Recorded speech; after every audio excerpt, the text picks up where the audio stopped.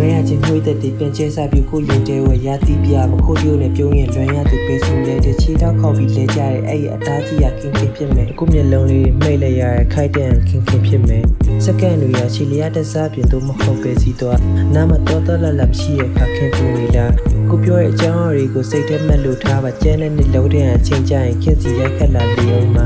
ရင်ခုန်တဲ့မြေသက်သက်ခင်ရှိတဲ့ကိုရင်တဲဝဲစီကွက်တို့လက်ချားညံ့ရဲ့အတွေ့ရခဲစီတဝဲလေကိုအတွက်ကြောင့်ခင်းမြက်ရည်ပါပြင်းထပ်ပေါ်စီကြခဲ့ထွက်ခွာတော့မယ်ခင်းရဲ့လက်တဆုံတားဖြစ်ခဲ့ပူလောင်လိုက်အခြေအမြင့်မှာပေါင်ခံခဲ့မိကိုလုံးတဲ့မင်းနိုင်တို့ကိုရဲ့အချုံလားပြောဆက်မှာခင်းရဲ့ဆုံးလားလေးပြည်တွေကိုမင်းမြက်ပြန်တဲ့ခင်းကိုစစ်ပြီးနေရလားလို့ကိုရောခင်းစိတ်နဲ့ချင်းကုန်နေရတယ်ခင်မတီးလို့ချဟောင်းနေကြွေကြတော့ရတဲ့တူရညေပေါ်ခင်းရဲ့အနားမှာခုမရှိရဲ့ရှိခယူဆိုင်နေပါခင်းရဲ့သိမ့်လိုက်ပန်းလေးဖြစ်လို့မညှိုးသားစီရှင်ရဲ့တဲဝဲထူးပေးလို့ရုပ်လေးတယောက်လိုမြဲ